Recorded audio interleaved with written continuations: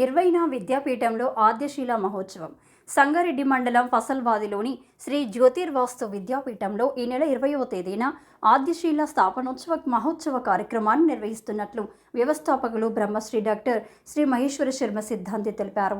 ఆశ్రమంలో శనివారం విలేకరుల సమావేశంలో ఆయన మాట్లాడారు.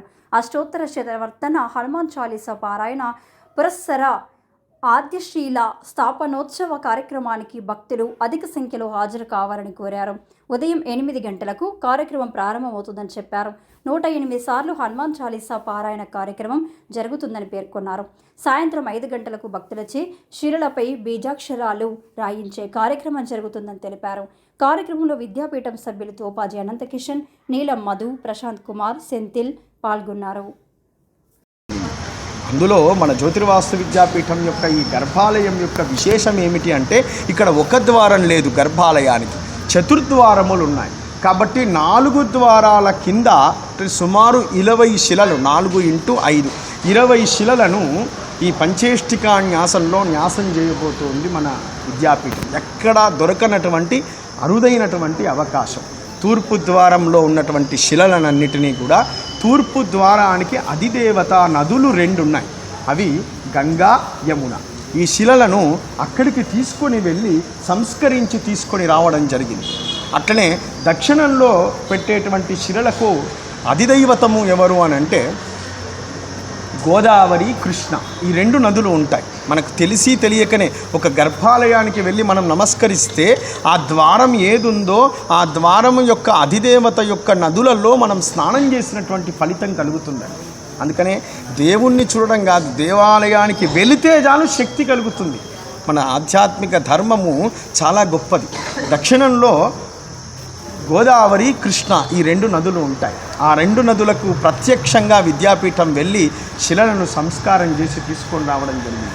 ఇక పశ్చిమ ద్వారంలో రేవా నది, తపసా నది. రేవా అంటే నర్మదా నది, తపసా నది. ఈ 2 నదులకు వెళ్ళి సంప్రోక్షణ చేసి తీసుకొని రావడం జరిగింది.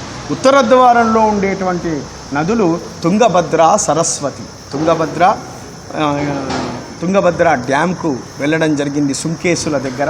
అట్లనే సరస్వతి నది గంగా, గోదావరి, సరస్వతి త్రివేణి సంగమానికి వెళ్ళి ప్రయాగరాజ్ వెళ్ళి సంస్కారం చేసి తీసుకొచ్చినటువంటి శిలలను మనం ప్రతిష్ఠ చేసుకోబోతున్నాం. జ్యోతిర్వాస్తు విద్యాపీఠము అనంటే సవైదికంగా కార్యక్రమాన్ని ఏ విధంగా చెప్పబడ్డదో శాస్త్రంలో ఆ విధంగా నిర్వహించి తరిస్తూ ఉంది. గురుభ్యో నమో నమః. శ్రీమన్మహాగణాధిపతయే నమః. ఐం మహాసరస్వత్యై నమః. శ్రీపాదవల్లభా నరసింహ సరస్వతి. శ్రీ గురుదత్తాత్రేయాయ నమః. సరస్వతీ నమస్తుభ్యం వరదే కామరూపిణి. విద్యారంభం కరిష్యామి సిద్ధిర్భవతు మే సదా. గురవే సర్వలోకానాం విషజే వహర. శ్రీ జ్యోతిర్వాస్తు విద్యాపీఠం ఇంకొక అరుదైన కార్యక్రమానికి వేదిక కాబోతూ ఉంది. ఈ అక్షయ తదయ రోజు దేవాలయ నిర్మాణాన్ని గత 10 సంవత్సరాల క్రితం శ్రీ శ్రీ శ్రీ మాధవానంద సరస్వతి స్వామి వారి యొక్క దివ్య కరకమలముల చేత ఆరంభించుకొని శాస్త్రీయమైనటువంటి దేవాలయ నిర్మాణాన్ని ఇక్కడ నిర్మిస్తున్నది మన విద్యాపీఠం. శాస్త్రీయము అంటే ధర్మశాస్త్రంలో, పురాణంలో దేవాలయ నిర్మాణాన్ని ఏ విధంగా చేయాలనో ఆ విధంగా నిర్మిస్తున్నటువంటిది మన విద్యాపీఠం. దేవాలయ నిర్మాణము అంటే దేవాలయము, వైద్యాలయము, విద్యాలయము ఇవి సమాజానికి శక్తినిచ్చేటువంటి శక్తి కేంద్రాలు. అందులో విద్యాలయము, వైద్యాలయము కూడా ఇంతకుముందు సంస్కృతిలో దేవాలయ అంతర్భాగంగా ఉండేటువంటి, అంటే అతి ప్రధానమైనటువంటిది. మన హైందవ జాతికి, మన భారతీయతకు శక్తినిచ్చేటువంటి ధామం ఏమిటి అని అంటే మన యొక్క దేవాలయాలు. అందువల్ల దేవాలయానికి వెళ్ళి దర్శించుకుంటే ఇటు శారీరక వికాసము కలుగుతుంది, మానసిక పరిపూర్ణత కలుగుతుంది. అందువల్ల దేవాలయాన్ని ద్రష్టలైనటువంటి ఋషులు విష్ణు ధర్మోత్తరం అనేటువంటి పురాణంలో ఏ విధంగా నిర్మించాలనో చెప్పడం జరిగింది. దానికి మొట్టమొదలు భూశుద్ధి చేయాలి. భూపూజనాన్ని నిర్వహించమని చెప్పారు. ఏ స్థలంలో అయితే మనం దేవాలయాన్ని నిర్మిస్తామో ఆ స్థలాన్నంతా కూడా శుద్ధి చేయాలి. దానికి భూ పరీక్షలు నిర్వహించాలి.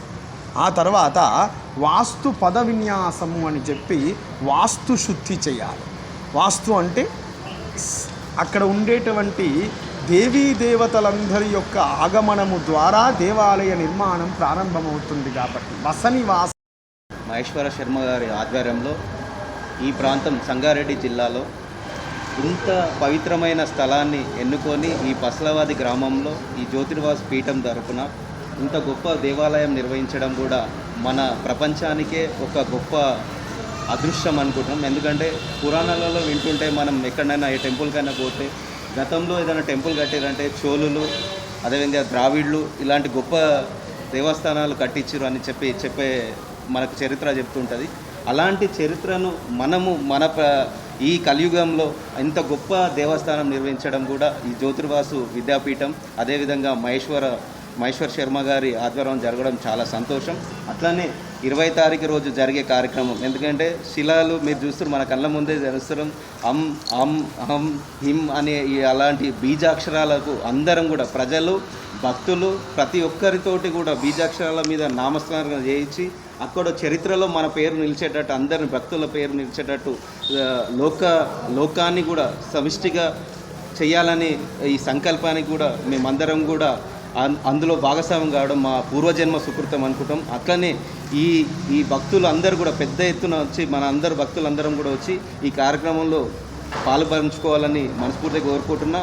ఆ దేవుడు కూడా మన అందరినీ సుఖ సంతోషాలతో ఉంచుతాడు. ఇంకా కూడా ఈ కార్యక్రమాన్ని, ఈ దేవస్థానాన్ని కూడా అందరం భక్తులము ఈ కార్యక్రమాన్ని ఇంకా తొందరగా ప్రతిష్ట చేసి కూడా ఈ గొప్పదనాన్ని ప్రపంచవ్యాప్తంగా తీసుకుపోదాం. ఇక్కడ కూడా స్థానిక ఉన్న మా నాయకుడు నిర్మలా జగ్గారెడ్డి గారు, అదేవిధంగా మేము అందరం కూడా సహకారం అందిస్తాము. అట్లనే సంగారెడ్డి జిల్లా హెడ్ క్వార్టర్లో సంగారెడ్డి పట్టణంలోని శివార్లోని ఫసల్వాది గ్రామంలో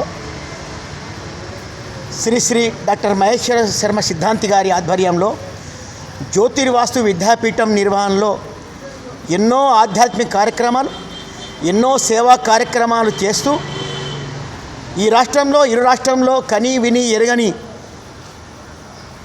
ఎన్నో రకమైన పూజలు, అలాగే అమ్మవారి యొక్క ప్రతిష్టాపనలు, ఈ మధ్య కాలంలో మన శివరాత్రికి జలలింగం, అంతకుముందు పత్రలింగం, అంతకుముందు బస్వలింగం, ఇట్లా రకరకాల కార్యక్రమాలని ప్రజలకు అందించి భగవంతుని కృపకు పాత్రలు చేస్తున్న శ్రీ మహేశ్వర సిద్ధాంతి గారికి పాదాభివందనలు తెలియపరుస్తూ ఈ జ్యోతిర్వాసి విద్యాపీఠంకి గురుదేవులైనటువంటి మదనానంద స్వామి, కృష్ణానంద స్వామి, మాధవానంద స్వామి పూర్తి దివ్యమైన ఆశీస్సులచే ఈ జ్యోతిర్వాసి విద్యాపీఠం దినదాభివృద్ధి చెందుతూ ఈ దేశంలో ప్రప్రథంగా